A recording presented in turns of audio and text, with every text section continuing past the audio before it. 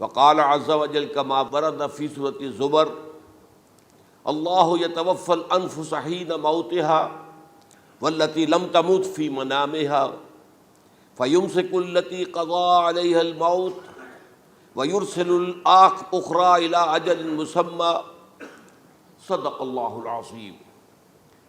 رب اشرح لي صدری ويسر لي امری واحلل عقدۃ من لسانی یفقہوا قولی۔ اللہم ربنا الہمنا رشدنا واعذنا من شرور انفسنا، اللہم ارنا الحق حقا وارزقنا اتباعہ وارنا الباطل باطلا وارزقنا اجتنابہ، آمین یا رب العالمین۔ آپ کے علم میں ہے کہ آج میں وفات مسیح کے موضوع پر گفتگو کروں گا۔ اس کے پس منظر کے ضمن میں چند باتیں آپ کو بتانا چاہتا ہوں۔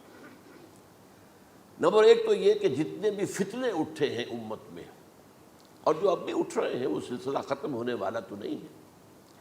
ثلاثون دجالون کذابون چلتا رہے گا قیامت تک۔ تو ان میں ایک مشترک بات یہ ہوتی ہے کہ وہ کسی ایسے مسئلے کو جس پر کہ موجودۃ الوقت حالات جو ہوتے ہیں ان کے مطابق فضا سازگار ہوتی ہے اور اس کا کوئی جذباتی پہلو بھی ہوتا ہے، لیکن جو امت کے اجماع کے خلاف ہوتا ہے اس پر ڈیرا لگاتے ہیں، اس پر گفتگو کرتے ہیں، اس کو لوگوں کے منوا لیتے ہیں۔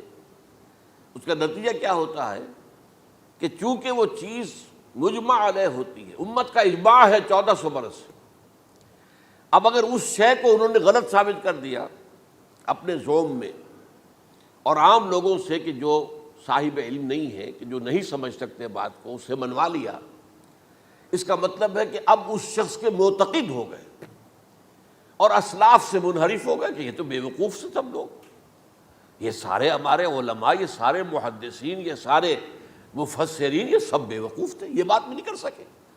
یہ ہے وہ شخص، یہ مجدد وقت ہے جس نے یہ بات کہی۔ اس کی ایک مثال یہ ہے وفات مسیح کا معاملہ۔ اس کی ایک مثال میں آپ کو دیتا ہوں، ایک دوسرا فطرہ، وہ بھی غلام احمد کے نام سے شروع ہوا، غلام احمد پرویز۔ وہ یتیم پوتے کی وراثت کا یہ مسئلہ لے کر کھڑا ہو گیا۔ جیسے یہ غلام احمد قادیانی وفات مسیح کا کیسے ہو سکتا ہے کہ ہمارے نبی جو ہے وہ تو فوت ہو کر زیر زمین دفن ہو گئے اور یہ عیسیٰ جو ہے یہ آسمان پر اٹھا لیے، کیسے ممکن ہے؟ اب ظاہر بات ہے عام آدمی جو ہے مسلمان، جس کی حضور سے محبت ہے، حضور کی دل میں تعظیم ہے، عظمت ہے، عقیدت ہے، وہ اس جال میں پھنس جائے گا۔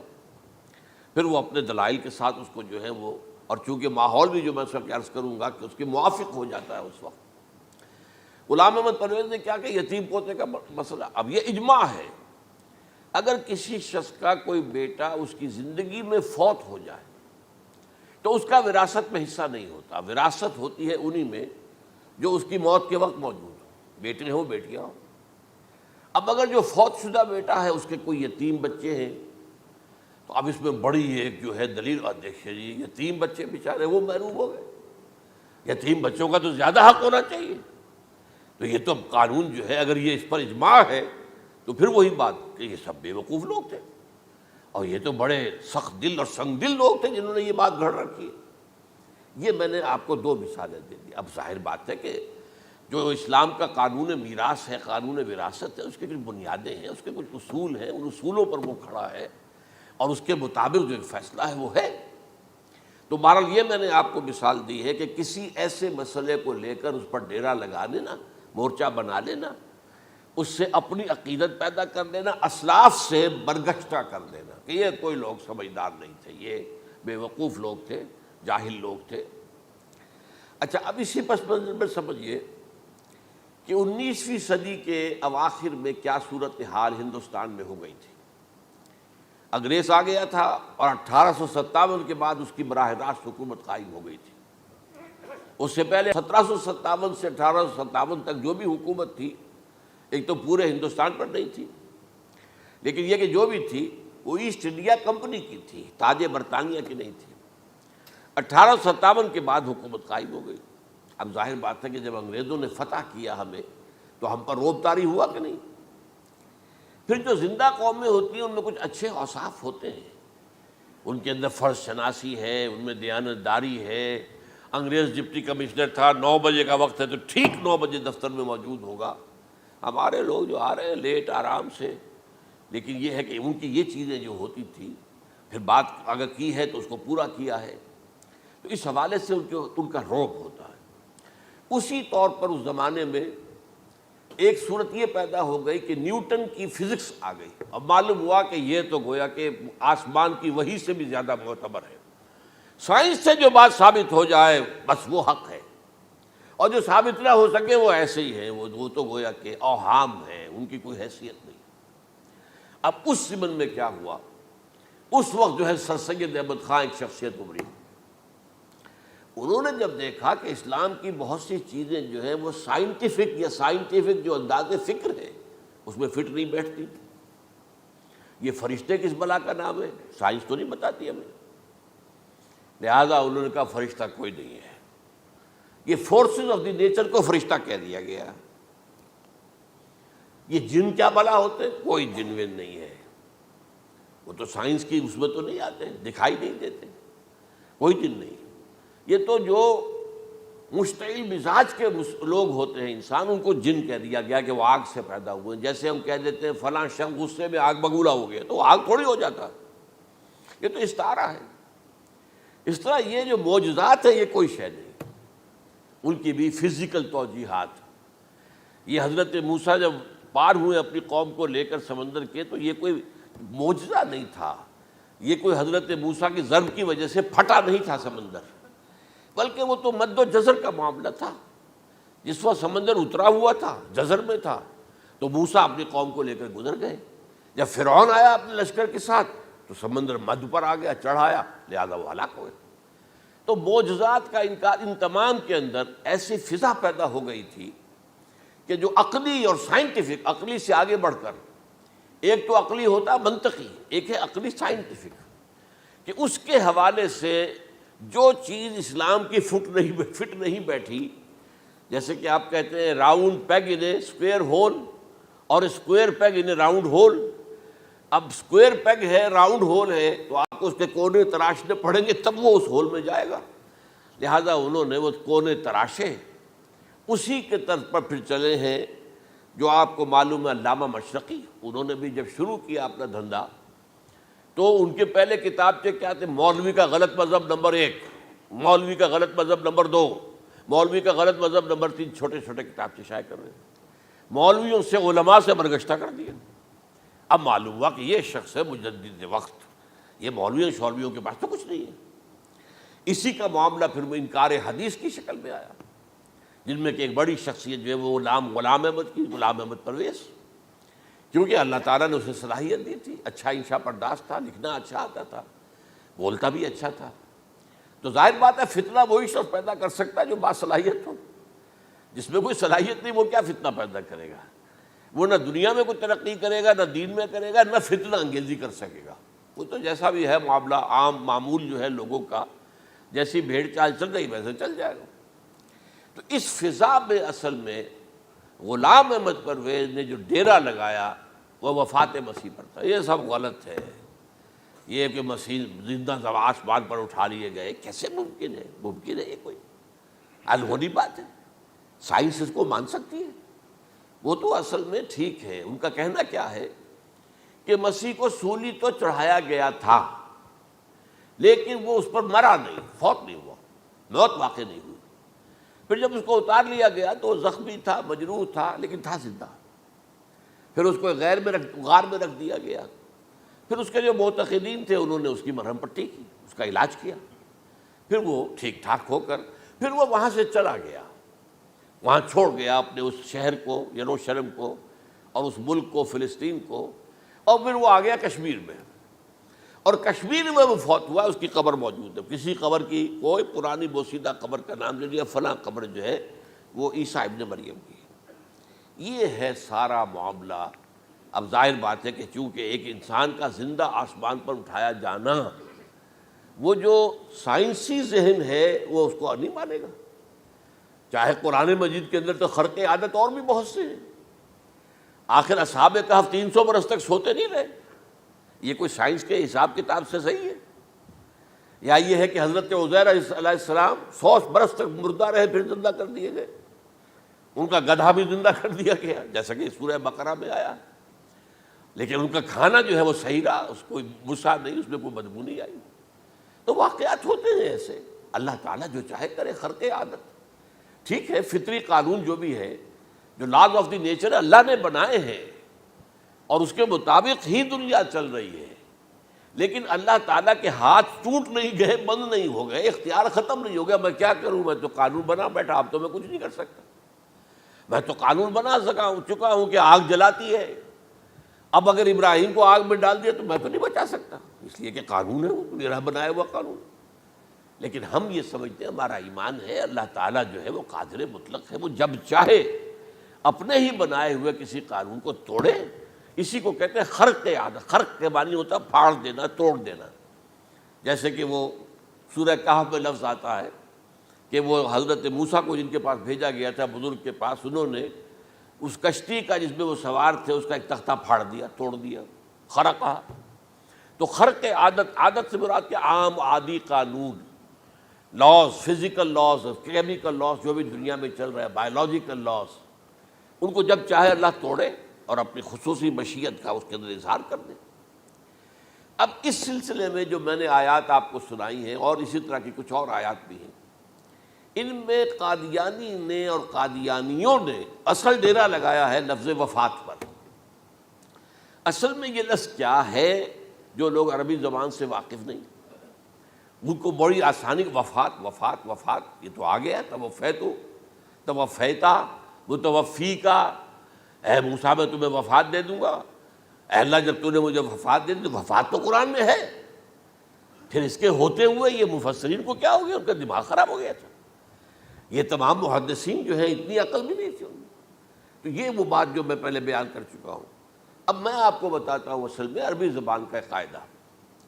عربی زبان کے اندر ایک سے حرفی روٹ ہوتا ہے، اس سے الفاظ بنتے چلے جاتے۔ مختلف کھانوں میں پانی ہے، پانی کو آپ نے گلاس میں ڈال دیا، کوئی اور شیپ ہو گئی، کپ میں ڈالا کوئی اور شیپ ہو گئی، اور تشت میں ڈالا کوئی اور شیپ ہو گئی، شیپ تو بدل جائے گی، ہے تو وہی کا وہی پانی۔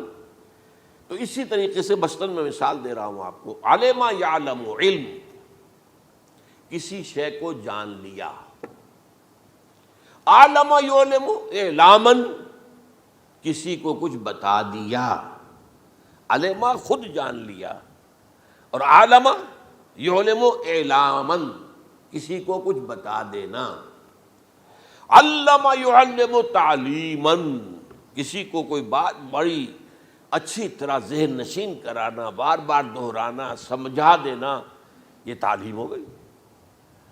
تعلم یتعلم تعلمن، خود علم حاصل کرنا۔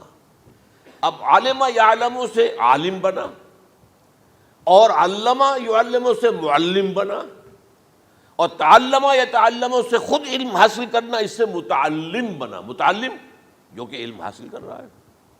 اسی طرح استعلام، علم حاصل کرنا، کسی چیز کے بارے میں، جسے ہندی میں کہتے جانکاری حاصل کر لینا، اویئرنیس حاصل کر لینا۔ اب وہی لفظ ہے علم۔ اب کہیں آپ اس کے مادے کو دکھا کر اور اس کے معنی میں الٹ پھیر کریں گے تو جو شخص عربی زبان سے واقف نہیں وہ تو نہیں جانے گا اس کو۔ اسی طرح کی مثال ہے وفا، وفا یفی، وقا یقی، وفا یفی، اوفا یوفی ایفاءً، وفا یوفی توفیتاً، توفا یتوفا تعفن، اور استیفاء۔ یہ اسی طریقے سے میں نے مثال آپ کو دے دی۔ وفا یفی کے مادے سے اس مصدر سے کوئی لفظ قرآن میں نہیں آیا، لیکن اردو میں آپ کو معلوم ہے نا، بڑا پیارا مصرع ہے، وہ وعدہ ہی کیا جو وفا ہو گیا۔ بھائی وعدہ وفا کرو، وعدہ پورا کرو، اس کے معنی ہے پورا کر دینا، کسی کو کوئی چیز پوری دے دینا۔ اور اس کے بعد اوفا یوفی، اس کے معنی بھی وہی ہے، بھرپور۔ اس سے بنے گا اوفو بعہدی اوف بعہدکم، یہ جو سورہ بقرہ کے 5ویں رکوع میں آیا ہے، یہودیوں تم میرے عہد کو پورا کرو تو میں تمہارے عہد کو پورا کروں گا، تم میرے عہد کو پورا کرو۔ میں نے تم سے عہد لیا تھا کہ جو رسول نبی امی آئیں گے، نبی رسول امی، اس کو تمہیں ماننا ہے، اس کا ساتھ دینا ہے، اوفو بعہدی، اب اس عہد کو پورا کرو۔ اوف بعہدکم، تو میں تمہارے ساتھ برکات خیرات جیسی پہلے رہی ہیں ابھی باقی رکھوں گا۔ وفا یوفی، پورے اہتمام سے پورا کر دینا، کسی کو دے دینا چیز پورے اہتمام کے ساتھ، جیسے علمہ یعلم، پورے اہتمام کے ساتھ درجہ بدرجہ ایک بات ذہن نشین کرنا۔ یوفی، اس کا جیسے وَإِبْرَاهِيمَ الَّذِي وَفَّى، ذرا اس ابراہیم کا تذکرہ کرو جس نے سارے تقاضے جو اللہ کے تھے پورے کر دیے، بھرپور، جو امتحان آیا اس میں وہ ثابت قدم نکلے۔ توفا یا توفا، یہ آیا کسی شے کو پورا پورا لے لینا۔ اب ایک ہے پورا پورا دے دینا، ایک ہے پورا پورا لے لینا، ایک ہے کسی کو علم دینا، علمہ یعلم تعلیما، کسی کو پورا دینا، وفا یوفی توفیتاً، کسی سے علم حاصل کرنا، تعلم یتعلم تعلما، کسی سے پورا پورا لے لینا ہے، توفا یتوفی، اور اسی طرح استیفاء، کسی سے پورا لے لینا۔ یہ لفظ آیا ہے ویل للمطففین الذین اذا اکتالوا علی الناس یستوفون واذا کالوہم ووزنوہم یخسرون۔ ہلاکت و بربادی ہے ان ڈنڈی مارنے والوں کے لیے جو جب تول کر لیتے ہیں تو پورا لیتے ہیں، اور جب دیتے ہیں تو اس میں کمی کر دیتے ہیں، ڈنڈی مار جاتے ہیں۔ الا یظن اولئک انہم مبعوثون، کیا انہیں یاد نہیں رہا ہے کہ یہ دوبارہ اٹھائے جائیں گے، اللہ کے سامنے کھڑے ہوں گے، حساب ہوگا پورا پورا، پیسے پیسے کا۔ تو یہ میں نے آپ کو اس گردان سے بتا دیا کہ ایک ہی لفظ جو ہے وہ کتنے معنی دے رہا ہے۔ مادہ ایک ہے، وفا یوفی پورا کر دینا، اوفا یوفی پورا کر دینا، لیکن توفا یتوفی پورا لے لینا، استیفاء پورا لینا، اذا اکتالوا علی الناس یستوفون واذا کالوہم ووزنوہم یخسرون۔ اب دیکھیے اس میں قرآن مجید جو ہے اس کے ضمن میں سب سے جو فیصلہ کن آیت ہے وہ سورہ زمر کی ہے، اور یہ جو میں نے پچھلی مرتبہ بھی آپ سے کہا تھا، لا یاتیہ الباطل من بین یدیہ ولا من خلفہ، قرآن پر باطل حملہ آور ہو ہی نہیں سکتا، نہ سامنے سے نہ پیچھے سے۔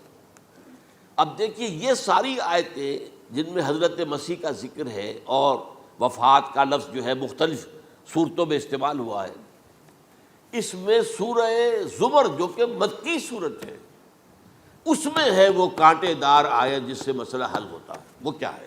وہ میں نے آپ کو سنائی ہے، اللہ یتوفی الانفس حین موتہا، اللہ قبض کر لیتا ہے، لے لیتا ہے نفس کو اس کی موت کے وقت، واللتی لم تمت فی منامہا، اور جس کے مرنے کا وقت نہیں آیا، مرا نہیں ہے، اس کی نیند میں لے لیتا ہے۔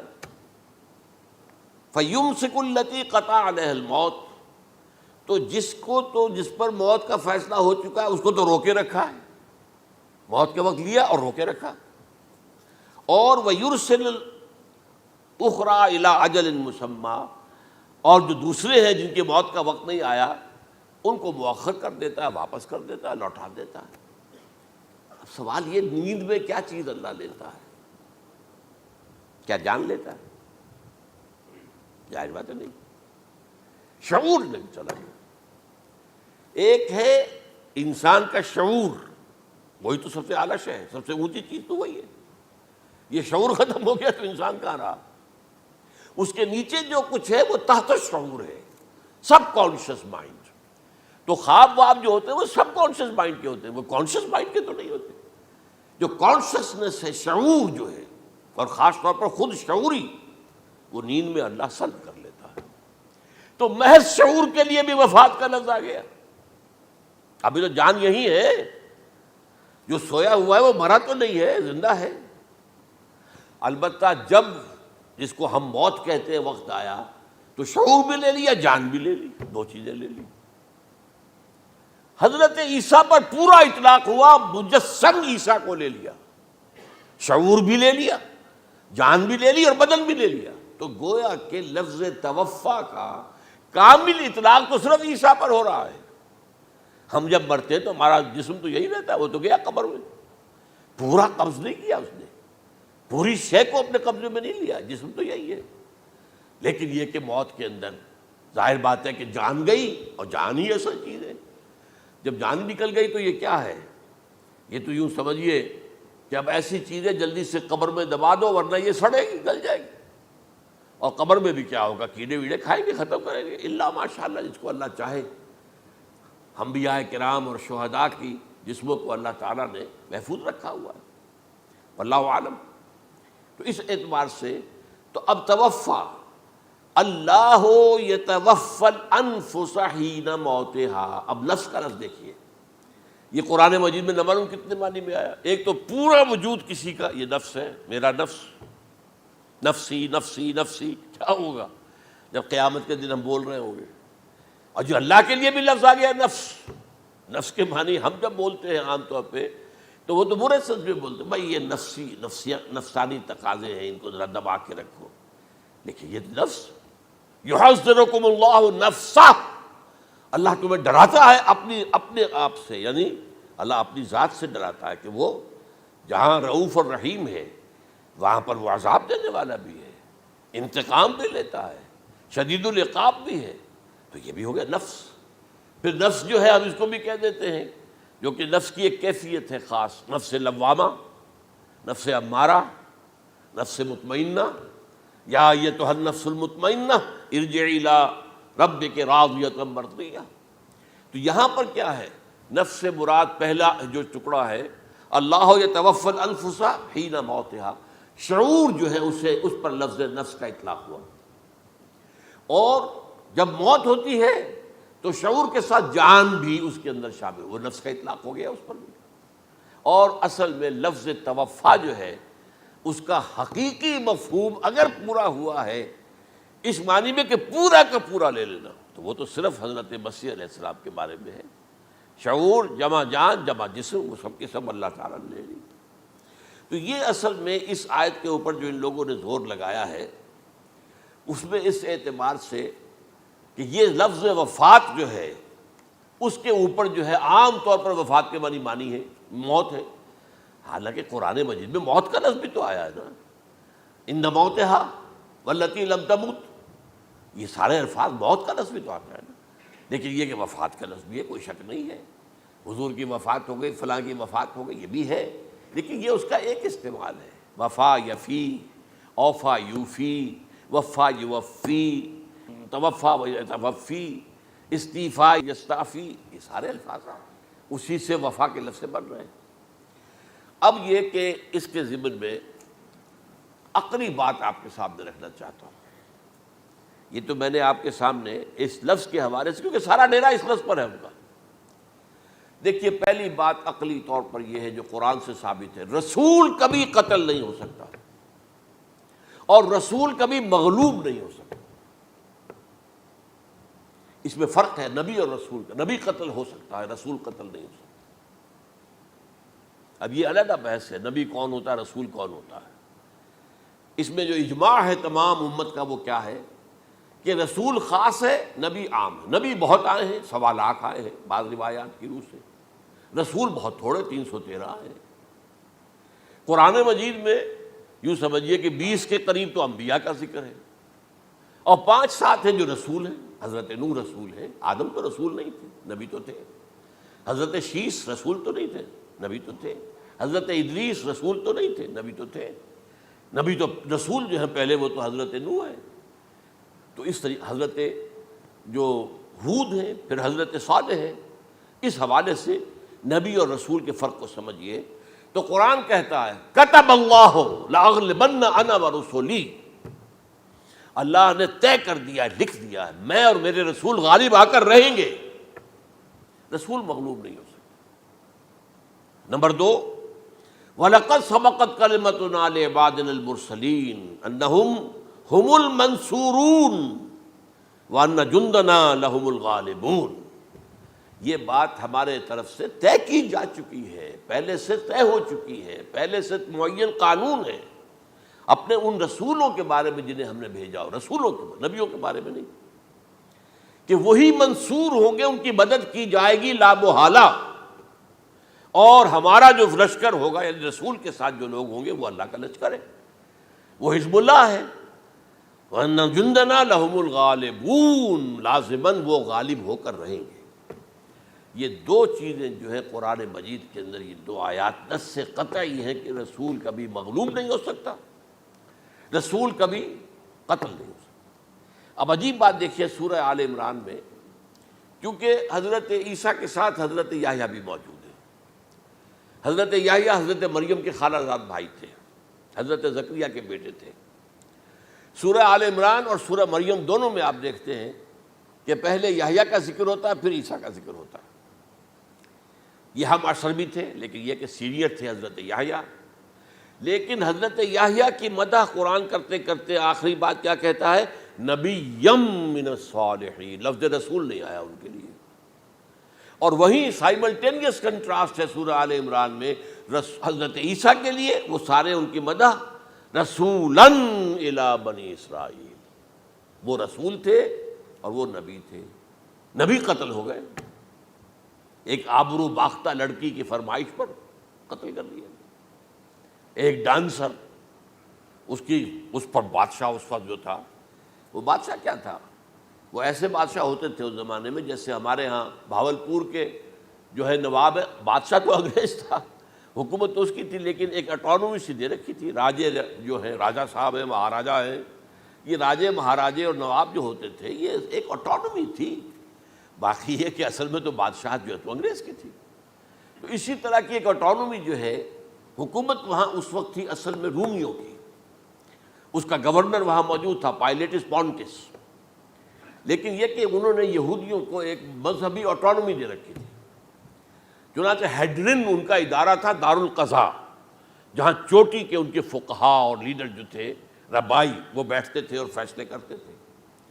کسی مذہبی معاملے میں جو فیصلہ وہ کر دیتے تھے، یہ ان میں معاہدہ تھا، وہ فیصلہ جو ہے وہ پھر ایگزیکیوٹ کیا جائے گا، وہ فیصلہ آخری ہوگا ان کا۔ وہ خود تو سزا نہیں دے سکتے، سزا تو گورنر دے گا، لیکن یہ کہ اگر ہیڈرن جو ہے ان کا جو وہ ہے ادارہ ٹاپ کا، وہ اگر سزا دے دے، سلا دے، تو گورنر کو وہ سزا دینی پڑے گی۔ یہ ان کا طے تھا معاملہ۔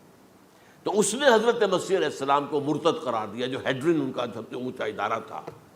اس اعتبار سے ان کو جو ہے، لیکن جیسا کہ میں بتا رہا تھا کہ حضرت عیسیٰ رسول تھے، وہ قتل نہیں ہو سکتے تھے، مغلوب نہیں ہو سکتے تھے، لیکن حضرت یحییٰ نبی تھے۔ ان کو وہی جو اس وقت کا جو یہودیوں میں سے جو بادشاہ تھا نام کا، جو ہیروڈ اینٹیپاس، یوں سمجھیے کہ اس نے کچھ بہت حرام کاری کی ہوئی تھی، شاید اپنے بھائی کی کسی بیوہ کو، وہ مجھے ایگزیکٹلی یاد نہیں ہے، بغیر اس کے کہ وہ عدت مدت پوری ہو، پھر نکاح ہو، اسے اپنے گھر میں ڈالا ہوا تھا۔ اور اس کی جو لڑکی تھی اس کے اوپر بھی عشق آ گیا تھا، آپ کو دل آ گیا تھا، شادی بھی کرنا چاہتا تھا اس سے، اور اس کا ڈانس تھا، اس پر کہا مانگو کیا مانگتی ہو۔ تو اس نے کہا، اس لیے کہ حضرت یحییٰ جو ہے تنقید کرتے تھے بہت کہ یہ تم کیا حرام کام کر رہے ہو، تم نے جس طریقے سے جس عورت کو گھر میں ڈالا ہوا ہے، تم گناہ کر رہے ہو، تم شریعت کے خلاف کام کر رہے ہو۔ اس کو کہا تھا یو ڈاٹر آف سن، اس لڑکی کو کہا تھا تم جو کہ گناہ کی بیٹی ہو، اور وہ ناراض تھے، وہ ملکہ بھی جو تھی اس وقت تھی، اور یہ اس کی بیٹی بھی بہت ناراض تھے۔ تو انہوں نے کہا، مجھے وعدہ لے لیا کہ دیکھو جو کہہ رہے ہیں، جو مانگوں گی مانگنا پڑے گا، ہاں مانگوں گا، مجھے یحییٰ کا سر چاہیے۔ ایک دفعہ تو وہ کانپ گیا، اسے اندیشہ تھا کہ اگر یحییٰ کو میں نے قتل کر دیا تو یہودیوں کے اندر ہو سکتا بغاوت ہو جائے، لیکن پھر اس نے پھر تانا دیا، تم کیسے بادشاہ ہو، اپنا وعدہ پورا نہیں کرتے۔ پھر انہوں نے کہا ٹھیک ہے، حکم دیا، اور وہ جیل میں تھے پہلے سے ہی، وہاں گیا اور جو ہے ان کا سر قلم کیا، لا کے پیش کر دیا۔ تو نبی جو ہیں جن کی بڑی مدح ہوئی ہے سورہ مریم کے اندر، جب آپ پڑھیں گے تو ان کی شان جو ہے، لیکن نبی تھے، صرف رسول نہیں تھے۔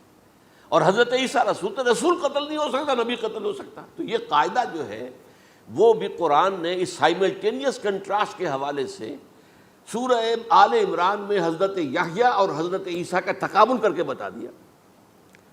تو ایک تو بات یہ ہے کہ اس اعتبار سے میں جو آپ کو آیت سنا چکا ہوں، یہ جو جرائم جو ہے سورہ نساء کے اندر یہودیوں کے اللہ تعالیٰ نے بیان کیے ہیں، ان میں سے یہ بھی ہے وَقَوْلُهُمْ إِنَّا قَتَلْنَا الْمَسِيحَ عِيسَى ابْنَ مَرْيَمَ، اور ان کا یہ کہنا کتنا بڑا جرم ہے جو یہ کہہ رہے ہیں ہم نے عیسیٰ مسیح عیسیٰ ابن مریم کو قتل کر دیا. لیکن یہاں ایک عجیب کیفیت ہے، رسول اللہ، اللہ کے رسول کو. عام طور پر اس کی کنسٹرکشن کو لوگ سمجھے نہیں ہیں، وہ سمجھتے ہیں انہوں نے خود ہی کہا رسول اللہ. انہوں تو رسول اللہ کہتے تو قتل کیسے کرتے؟ یہ اللہ نے کہا. اچھا، ان کا کہنا یہ ہے کہ اللہ کے رسول کو قتل کر دیا.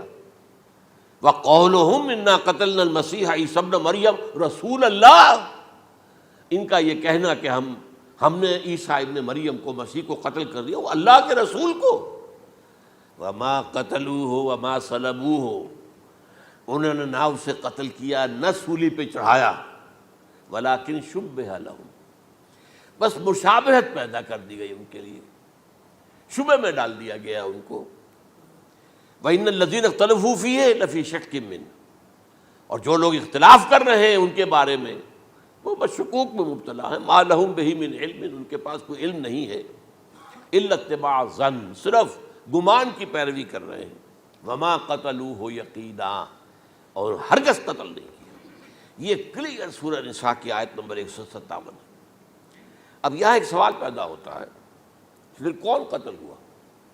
واقعہ تو ہوا ہے، سولی کا واقعہ ایک ہسٹوریکل واقعہ ہے. پھر کون صلیب پہ چڑھا؟ حضرت عیسیٰ تو صلیب پر نہیں چڑھ سکتے، اس لیے کہ صلیب کی موت کو سمجھا جاتا تھا بہت ذلت کی موت ہے، بہت حقارت کی موت ہے، بہت ملعون موت ہے. تو جب عیسیٰ مغلوب نہیں ہو سکتے تو صلیب پہ کیسے چڑھا دیے جائیں گے؟ قتل ہونا تو بعد میں ہوگا نا، پہلے تو آپ صلیب پر لٹکائیں گے اس کو نا، تب وہ جب مرے گا تو کہیں گے قتل بھی ہو گیا، ہم نے قتل کر دیا. صلیب کیا ہوتی تھی یہ معلوم ہے آپ کو؟ ایک لمبی لکڑی، ایک جو ہے ٹرانسفرس آ جائے گی اس کے اوپر، اور اس میں سے یہ ہے کہ اس کے دونوں، ایک شخص کے جو ہے دونوں ہاتھ وہ نیل کر دیے جاتے تھے. یہ جو اوپر جو ہے کراس کا جو نشان ہے وہ کیلیں ٹھوک کر لگا دیے گئے، اور پاؤں دونوں جو ہے وہ پیروں کے اندر کیلیں ٹھوک کر وہ اس لمبی لکڑی کے ساتھ جو نیچے سے آ رہی ہے اس میں لگا دیے. اب وہ بلیڈنگ ہو رہی ہے، اس کا جو حال ہے پتلا ہو رہا ہے، اس کا رفتہ رفتہ سسک کر مرتا ہے نا. اسی لیے اسے کہتے ہیں بڑی ملعون موت ہے. ایک ہے آپ نے پھانسی دی کسی کو، ایک جھولا جھولتا ہے اور گیا، ختم ہو گیا. آج کل تو کیا ہوتا ہے، کرسی پہ بٹھایا، ذرا کرنٹ چھوڑا اور گئے صاحب. کوئی ٹیکا لگایا پتہ ہی نہیں چلا اور پیٹ ٹیکے کے ساتھ آدمی مر گیا. تو یہ بھی ہوتا ہے. لیکن یہ کہ بدترین موت جو ہے صلیب کی موت ہے. تو یہ واقعہ تو ہوا ہے صلیب کا، لیکن یہ کہ کون مرا؟ اب دیکھیے عیسائیوں کا کہنا کیا ہے.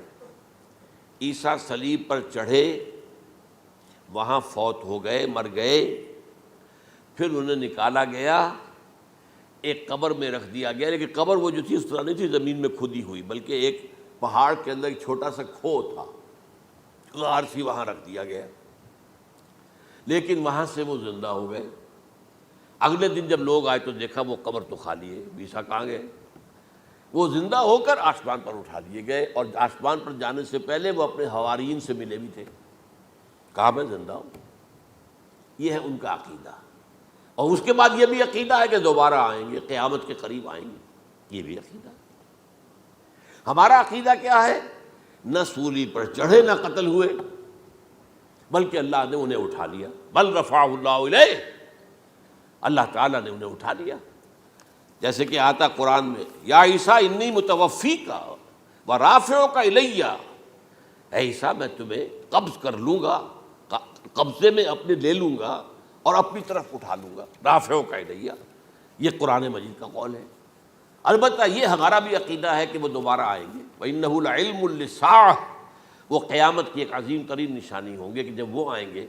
اور اس کے بعد جو ہے یا جو اینٹی کرائسٹ ہوگا، کہ جو کہ جھوٹا عیسیٰ ہوگا، جھوٹا دعویٰ کرے گا، جسے کہ مسیح الدجال کہا گیا، اس کے ساتھ مقابلہ ہوگا، اسے قتل کریں گے، اور تمام یہودی اس کے بعد قتل ہو جائیں گے، جو بھی اس وقت تک کفر پر قائم رہیں گے. اگر ان میں سے کوئی اس وقت حضرت عیسیٰ پر ایمان لے آئے تو وہ شاید بن جائے. بہرحال یہ ہے یہود، ان کا جو ہے قادیانیوں کا وہ عقیدہ کیا ہے. سولی پر تو چڑھا، گویا کہ ذلت والی بات تو ہو گئی، مغلوب تو ہو گیا.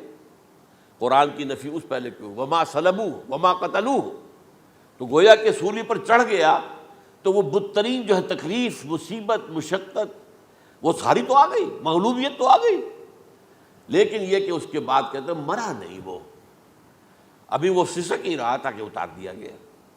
اس کے بعد اس کے جو شاگرد تھے، حواری تھے، انہوں نے مرہم پٹیاں کی، پھر وہ ٹھیک ہو کر چلا گیا کہیں اور، ہجرت کر گیا اپنی قوم سے جو ان کے خیال میں کشمیر ہے، اور یہاں آ کر وہ تبھی موت مر گیا، بات اللہ اللہ ختم ہوا معاملہ۔ ہم کیا کہیں؟ ہم تو صرف یہ کہتے رہے ہیں، 1300 برس تک ہم نے یہ کہا ہے کہ ہمارا ایمان ہے قرآن پر کہ ان پر نہ صلیب دیے گئے نہ قتل ہوئے، انہیں اٹھا لیا گیا۔ کب اٹھایا یہ ہمیں معلوم نہیں تھا، کس مرحلے پر اٹھایا یہ ہمیں معلوم نہیں تھا، پھر سولی پر کون چڑھا یہ ہمیں معلوم نہیں تھا، لہذا کسی تفسیر میں آپ کو نہیں ملے گا، کہیں نہیں، نہ قرآن میں ہے، نہ حدیث میں ہے، نہ کسی تفسیر میں۔ یہ تو پچھلی صدی کے دوران جو پوپ کی لائبریری ویٹیکان میں، اس سے ایک نسخہ برآمد ہوا، انجیل برنباس۔ اب یہ بھی آپ کو معلوم ہونا چاہیے کہ انجیلیں 104 تھیں، جن میں سے 4 جو ہے سلیکٹ کی گئی ہیں۔ 100 انجیلیں اور ہیں جنہیں وہ اپوکریفل کہتے ہیں، غیر مستند انجیلیں، اپوکریفل، اور یہ ہے کینونیکل، قانونی، یہ ہے کہ جو مستند ہیں 4، لیکن جو 100 اور ہیں ان میں سے ایک یہ بھی ہے برنباس۔ اور برنباس کے بارے میں عیسائی مانتے ہیں کہ وہ بھی حضرت عیسیٰ علیہ السلام کے حواریین میں سے ایک تھے، وہ انجیل نکل آئی، اب وہ چھپ بھی گئی ہے۔ کراچی میں ایک ادارہ ہے خاص طور پر، باوانی جو سیٹھ ہیں ان کا بنایا ہوا ادارہ ہے، تو وہی چھاپتے بھی ہیں، ایک زمانے میں تو کافی تقسیم بھی کر رہے تھے، اب مجھے معلوم نہیں۔ اس نے سارا قصہ بیان کیا۔ قصہ کیا ہے؟ بہت دلچسپ قصہ ہے، پوری تفصیل سے۔ ایک شخص جو کہ حضرت مسیح کے حواریین میں شامل ہو گیا، وہ تھا جیوڈاس اسکیریوٹ۔ یہ شخص اصل میں تھا ایک زیر زمین تنظیم وہاں چل رہی تھی، زیلوٹس، انڈر گراؤنڈ موومنٹ، تاکہ ہم رومنوں کی حکومت یہاں سے ختم کریں اور اپنی پوری حکومت اور آزادی حاصل کریں۔ ان میں سے یہ بھی تھا، ان کا سرغنہ تھا برابس، برابا ڈاکو اسے کہا جاتا ہے، برابس۔ ظاہر بات ہے کہ قانون شکن تھا تو ڈاکو ہی تھا۔ اچھا، ان میں سے یہ شخص جو ہے، اس نے جیوڈاس نے حضرت عیسیٰ کے معجزے دیکھے بہت، اور اتنا یقین ہو گیا اسے کہ یہ شخص جو ہے عیسیٰ، یہ ایک مرتبہ اگر رومیوں پر لعنت بھیج دے، کرس کر دے، تو رومی ختم ہو جائے۔ لیکن ان سے کئی دفعہ جو ہے پھیر ڈال کر، ہیر پھیر کے ساتھ کوشش کی گئی کہ رومیوں کے خلاف وہ کوئی جو ہے وہ لعنت برآمد کر دیں، وہ نہیں کرتے تھے۔ یہ ایک علیحدہ بات ہے، کیوں نہیں کرتے تھے، یہ اس وقت میرا موضوع نہیں ہے۔ منہاج عیسوی کیا تھا، منہاج موسوی کیا تھا، منہاج محمدی کیا تھا، ان میں فرق ہے۔ لِكُلٍّ جَعَلْنَا مِنْكُمْ شِرْعَةً وَمِنْہاجًا، سورہ مائدہ میں آیا، تمام رسولوں کے لیے ہم نے ایک ایک منہاج، ایک ایک شریعت علیحدہ علیحدہ دی ہے۔ بہرحال منہاج عیسوی کچھ اور تھا، تو یہ نہیں کہتے تھے۔ اب اس نے کیا کیا کہ وہ اپنے ڈاکو سرغنے سے اجازت لے کر ان کے حواریین میں شامل ہو گیا، اعتماد حاصل کیا، اور بار بار کوشش کی کہ یہ بددعا دے دیں، رومیوں کو نہیں دی۔ اب اس نے سوچا کہ انہیں اگر ذاتی طور پر تکلیف پہنچے گی تو زبان سے کلمہ نکل ہی جائے گا نا، کوئی لعنت کا۔ اس نے پکڑوایا حضرت عیسیٰ کو، کیونکہ جب یہ فیصلہ ہو گیا تھا ان کے قتل کا، ہیڈرن جو ہے ادارہ وہ دے چکا تھا، اس کا فتویٰ تھا یہ واجب القتل ہے، یہ مرتد ہے، لہذا اس کو قتل کر دیا جائے، اور یہ فیصلہ جو ہے وہ رومی گورنر تک پہنچایا جا چکا تھا۔ رومی گورنر نے یہاں تک کہا، یہ سینٹ جو متی کی انجیل ہے اس میں موجود ہے، بھائی ہمارے پاس تو اس کا کوئی جرم نہیں ہے، ہمارے ہاں کوئی ایسی بات اس کی نہیں ہے جس سے کہ ہم اسے واجب القتل قرار دیں۔ ان کا نہیں، ہمارا حکم ہے، ہمارا فیصلہ تمہارا طے ہے، چاہے مذہبی معاملے میں کوئی فیصلہ ہمارا ہوگا تو تمہیں جو ایگزیکیوٹ کرنا ہوگا۔ بہرحال اس وقت حضرت مسیح روپوش ہو گئے گرفتاری سے بچنے کے لیے، ایک باغ میں تھے وہ، وہاں پر رات کے وقت انہوں نے اپنے حواریین کے ساتھ لاسٹ سپر کہتے ہیں اس کو، لاسٹ سپر، کھانا کھایا، آخری کھانا تھا، اور اس کے بعد اس نے فرمایا آج کی رات تم میں سے ایک میرے خلاف غداری کرے گا۔ یہ کہہ کر حضرت مسیح تو ایک کوٹھڑی میں چلے گئے، جو ہوتی ہے باغ کے اندر، کوئی کھرپے ورپے جو ہے، کوئی وہاں پہ کسیاں رکھی ہوئی، تو اس میں خود جا کر عبادت میں مصروف ہو گئے۔ اپنے حواریین سے کہا کہ تم بھی عبادت کرو۔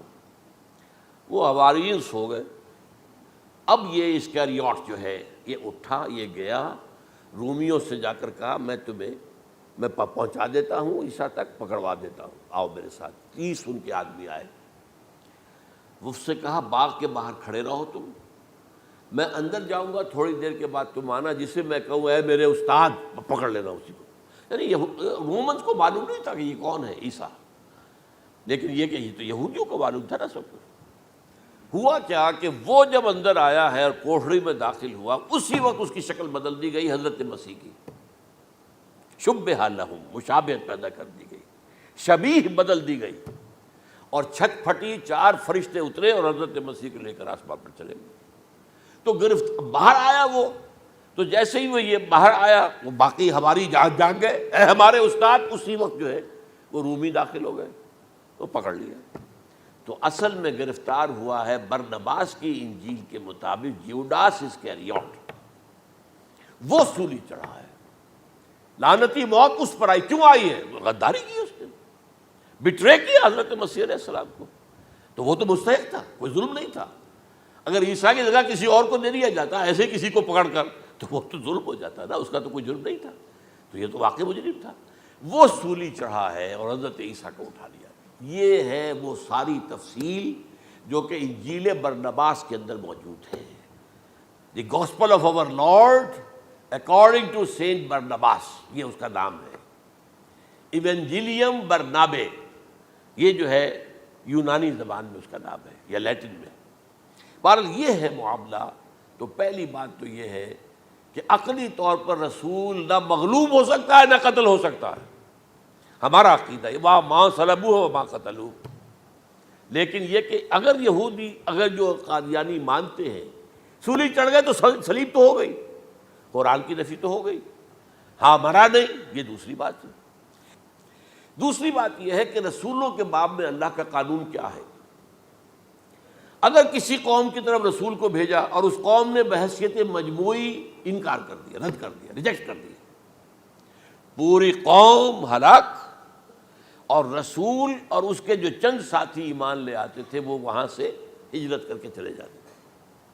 لیکن ہجرت کر کے جاتے تھے تو اس کے بعد کسی اور مقام پر کریں گے اہل نظر تازہ بستیاں آباد، پھر وہاں پر ایک قوم انہوں نے جو ہے اپنا مرکز بنایا، ایک نئی امت کھڑی ہو گئی۔ اس کی سب سے بڑی مثال کیا ہے؟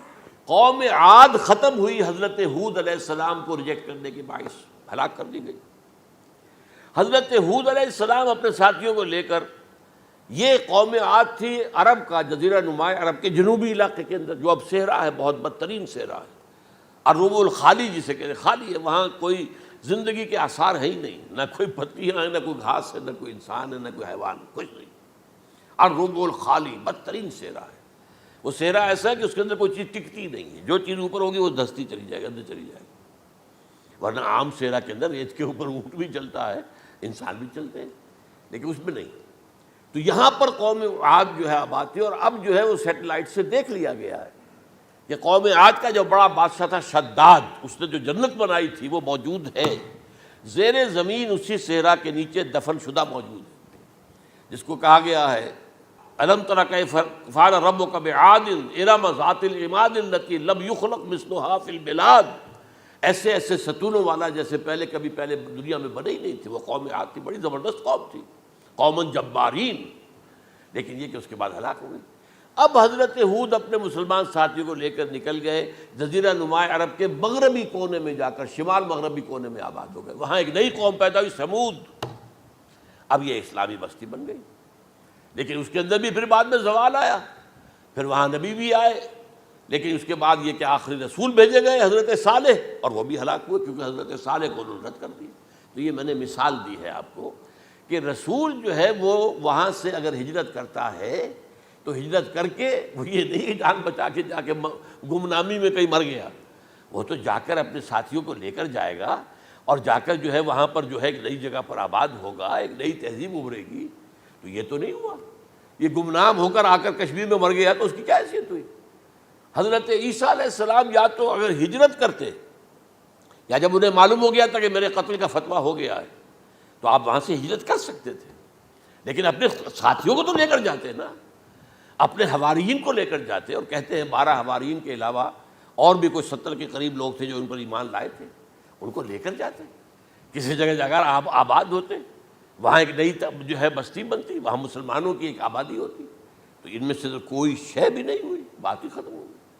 لہذا عقلی طور پر بھی یہ بات ثابت نہیں ہو سکتی، خلاف عقل ہے، قرآن کے اصولوں کے خلاف ہے کہ وہ سولی چڑھے ہوں لیکن مرے نہ ہوں، پھر اتر گئے تو مرہم پٹی کر دی۔ اچھا، کیا رومنوں کو اور یہودیوں کو پتہ نہیں چلا کہ مریم پٹی ہو رہی ہے اس کی اور عیسیٰ مرا نہیں ہے؟ اگر ان کو پتہ چل جاتا تو کیا وہ چھوڑ دیتے؟ اور مرہم پٹی کے بغیر تو بہرحال جو شخص سولی پر لٹکا رہا ہے وہ تو تقریباً مردہ ہی ہوتا ہے نا۔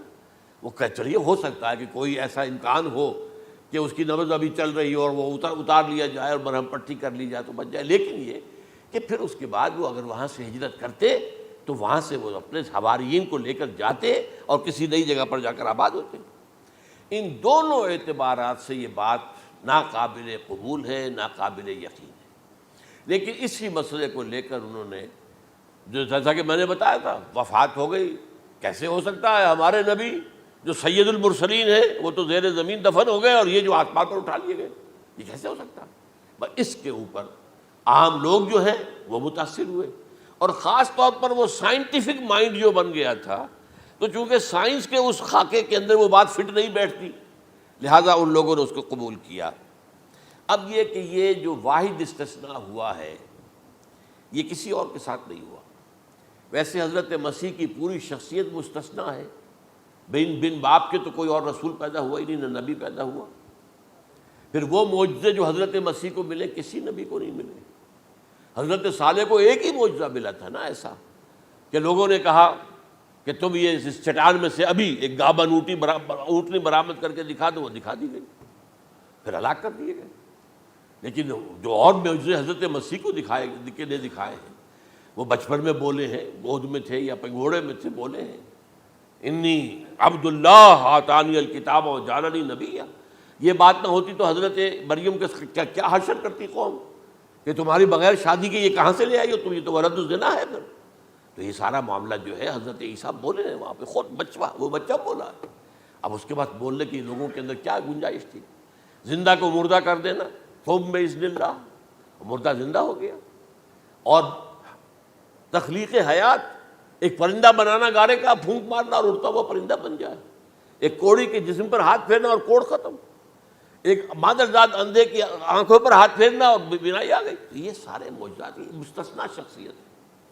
ان کا یہ استثناء کیوں کیا گیا، یہ بڑی تلخ بات ہے، یہ یاد کر لیجیے، کیونکہ یا تو قوم اسی وقت ہلاک کر دی جاتی جیسا کہ ہوا قوم نوح، قوم ہود، قوم عاد، قوم ثمود، قوم شعیب، یہ ہوا کہ نہیں ہوا؟ اور صدوم اور عمورہ کی بستیاں جہاں حضرت لوط بھیجے گئے، اور آل فرعون جو ہلاک کیے گئے، یا تو پوری قوم ہلاک کی جاتی؟ نہیں، یہ یوں سمجھیے کہ اس پورے معاملے کو درمیان میں سے ایک وقفہ دے دیا گیا، حضرت عیسیٰ کو اٹھا لیا گیا، اور حضرت عیسیٰ دوبارہ آئیں گے۔ یہ کیوں کیا گیا؟ اب اس میں بڑی تلخ بات آپ سے کہہ رہا ہوں، یہ آپ کے لیے قبول کرنا آسان نہیں، حلق سے نیچے اٹھنے کی مشکل سے۔ اس قوم کو زندہ رکھا گیا ہے جو ملعون اور مغضوب علیہم قوم ہے۔ سب سورہ فاتحہ میں مفسرین لکھتے ہیں ضالین، یہ نصارہ ہیں، اور مغضوب علیہم یہ یہودی ہیں۔ اور قرآن کہتا ہے لعن الذین کفروا من اہل الکتاب علی لسان داؤد عیسی ابن مریم، لعنت کی گئی ایک ملعون اور مغضوب قوم کے ہاتھوں۔ آخری امت محمد اور اس کا بھی بہترین حصہ، اس پر عذاب ان کے ہاتھوں آئے گا، عربوں پر عذاب یہودیوں کے ہاتھوں، اس لیے ان کو بچایا گیا۔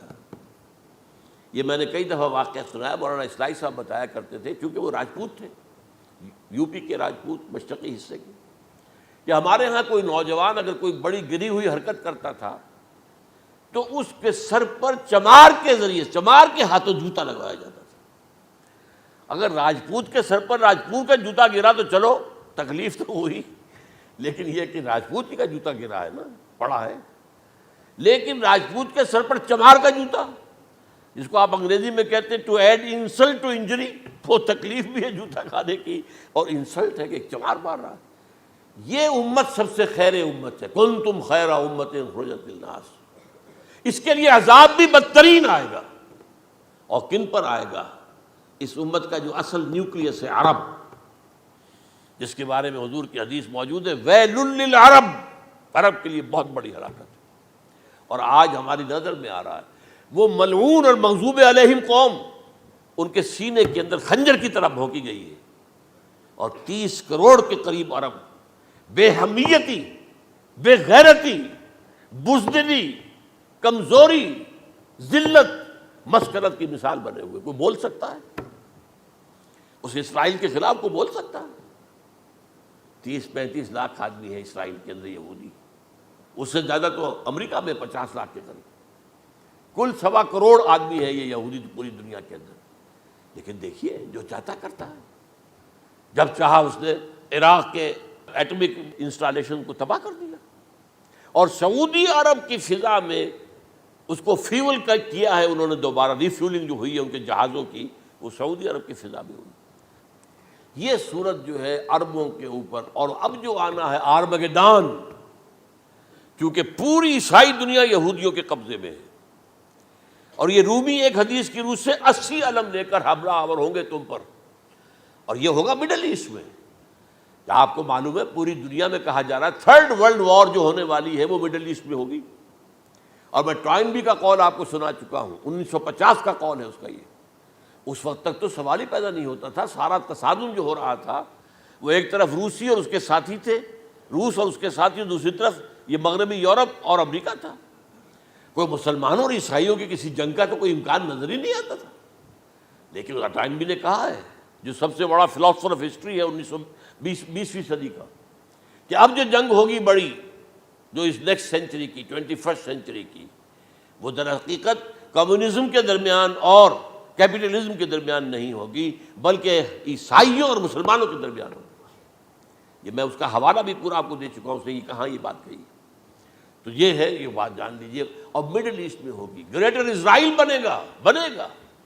حدیث میں خبریں، یہ سارے مسلمان ممالک تمہارے ہاتھ سے نکل جائیں گے مسلمانوں، یہ عراق اور اردن اور یہ اور وہ، یہاں تک کہ ترکی، سعودی عرب کا بھی شمالی حصہ نکل جائے گا۔ البتہ مدینے کا جو ان کا پروگرام ہے اس کو اللہ نہیں پورا ہونے دے گا، مدینے میں داخلے کی ان کو اجازت نہیں ملے گی۔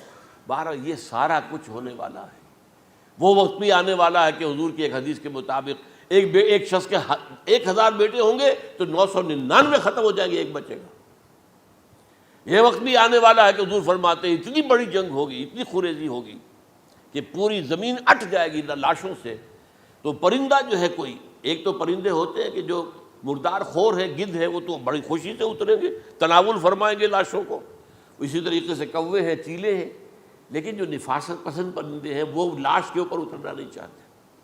تو ایک پرندہ اڑتا چلا جائے گا، اسے کہیں زمین پر اترنے کی جگہ نہیں ملے گی، لاشیں ہی لاشیں ہوں گی، یہاں تک کہ وہ تھک ہار کر اس کے جو ہے پر جواب دے جائیں گے، گرے گا تو لاش پر گرے گا۔ یہ وقت آنے والا، اور یہ یہودیوں کے ہاتھوں، یا یہودیوں کے جو سپورٹرز ہیں اس وقت، جو ان کے ہاتھ میں اعلی کار ہیں، ان کے ہاتھوں آنا ہے۔ میرے نزدیک اس کام کے لیے اس ملعون قوم کو، کہ جو حضرت عیسیٰ کے زمانے سے ملعون ہو چکی ہے، اس کو باقی رکھا گیا ہے، اسے یہ موقع دیا گیا ہے۔ اس نے اسرائیل بنا لیا ہے، تقریباً 2000 سال کے بعد وہ دوبارہ آ کر آباد ہوئے اس سرزمین میں جہاں سے نکال دیے گئے تھے 70 عیسوی کے اندر۔ یہ سارا کچھ کیوں ہو رہا ہے؟ تو در حقیقت میرے نزدیک واللہ عالم حکمت خداوندی اس میں یہ ہے، انہیں روک کر رکھا گیا ہے اور حضرت عیسیٰ کو اٹھا لیا۔ پھر وہی عیسیٰ آئیں گے اور انہی کے ہاتھ میں یہ ہلاک ہوگی، سوائے اس کے، چونکہ جو ایک میں نے آپ کو کئی دفعہ حوالہ دیا ہے، فلاڈلفیا ٹرمپٹ ایک رسالہ نکلتا ہے پروٹیسٹنٹ عیسائیوں کا، انہوں نے یہ لکھا ہے، اس نے لکھا ہے ایک پرچے کے اندر کہ جب حضرت مسیح آئے گی، اینٹی کرائسٹ ہوگا، وہ لکھا اس نے کہ وہ یہودی ہوگا، حالانکہ وہ پرو یہودی ہے۔ وہ جتنے بھی یہ جو کرسچن زائنسٹ ہیں، یہ تو یہودیوں سے بڑھ کر زائنسٹ ہیں، ان کے بڑے سپورٹرز ہیں۔ تو لیکن اس نے لکھا ہے اینٹی کرائسٹ ول بی اے جیو۔ ابھی کچھ عرصے پہلے آپ کو یاد ہوگا نوسٹریڈیمس کا بڑا چرچا ہو گیا تھا، اس کی جو ہے وہ پیشن گوئیاں، اور یہ کہ ایک مسلمان ہوگا اینٹی کرائسٹ، اور صدام کے بارے میں اشارے کیے جا رہے تھے کہ وہ اینٹی کرائسٹ ہوگا وغیرہ وغیرہ۔ لیکن انہوں نے لکھا ہے کہ وہ اینٹی کرائسٹ یہودی ہوگا، اور اس نے لکھا 80% یہودی قتل ہو جائے گا۔ یہ میں نے ایک تعویل کی ہے اپنے ذہن میں کہ 20% شاید وہ ہوں جو حضرت عیسیٰ کی جو سیکنڈ کمنگ ہے، آمد ثانی کے موقع پر ان پر ایمان لے آئیں اور وہ بچ جائیں، لیکن جو بھی حضرت عیسیٰ کا انکاری ہوگا وہ ختم کر دیا جائے گا، جیسے قوم نوح ختم ہوئی، قوم ہود ختم ہوئی، قوم عاد ختم ہوئی، قوم صالح ختم ہوئی، اسی طریقے سے۔ تو یہ قانون خداوندی پورا ہونا ہے۔ بس ایسے ہی ہے جیسے کسی کو پھانسی کا حکم تو ہو گیا ہو لیکن ابھی ایگزیکیوشن نہ ہوئی ہو، ہوتا ہے 2 سال 3 سال گزر جاتے ہیں کہ پھانسی کا حکم ہے لیکن یہ کہ اب وہ پھانسی نہیں ہو رہی ہے، وہ اپیل در اپیل معاملہ چل رہا ہے۔ یہ ہے میرے نزدیک واللہ اعلم، اللہ تعالیٰ نے یہ کوڑا ان مسلمانوں کے لیے رکھا ہوا ہے کہ جن کے رتبے ہیں سوا، ان کی سوا مشکل ہے۔